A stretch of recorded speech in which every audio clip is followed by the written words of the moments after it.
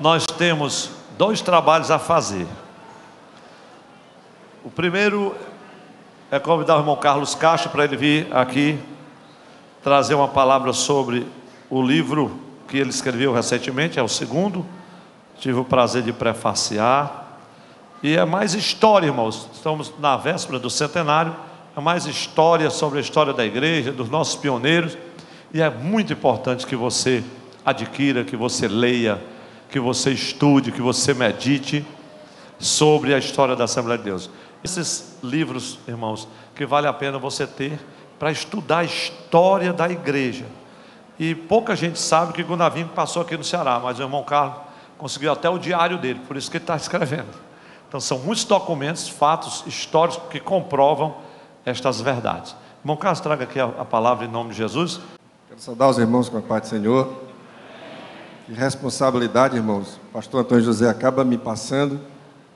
Na verdade, eu me batizei aqui no Tempo Central em 1982. Estou tendo a oportunidade de, pela primeira vez, me dirigir a este público, no 1982. Né? E é uma responsabilidade grande, porque esse púlpito, inicialmente, foi assumido pelo nosso Antônio Rego Barros, um grande homem de Deus.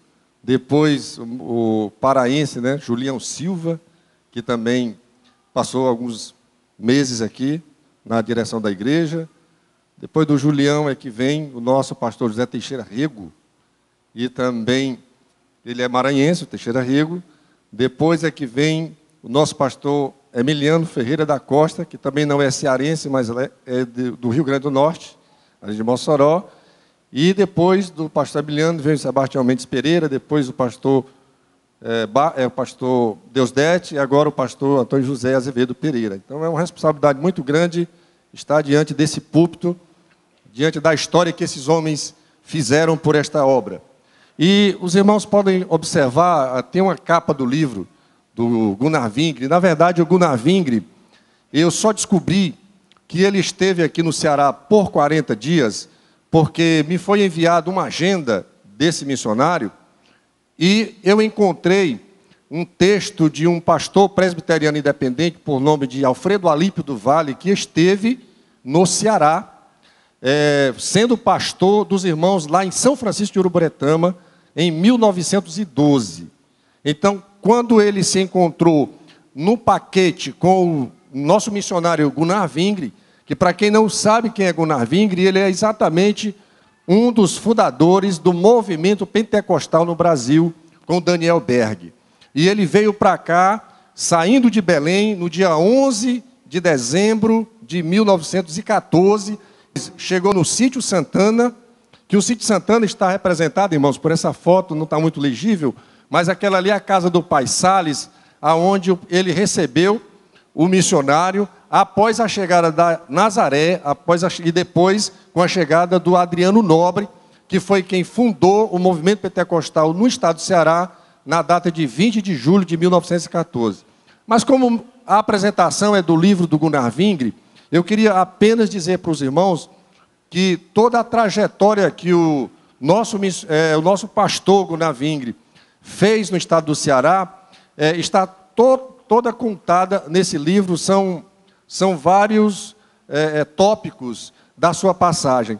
Inclusive, nesta rua, onde fica aqui o nosso templo sede, ele deve ter passado nessa rua aí em frente algumas vezes, porque quando ele esteve em Fortaleza, ele se hospedou na casa de um Guerra, que este Guerra é Cristóvão Pereira Guerra, crente da Igreja Presbiteriana do Brasil.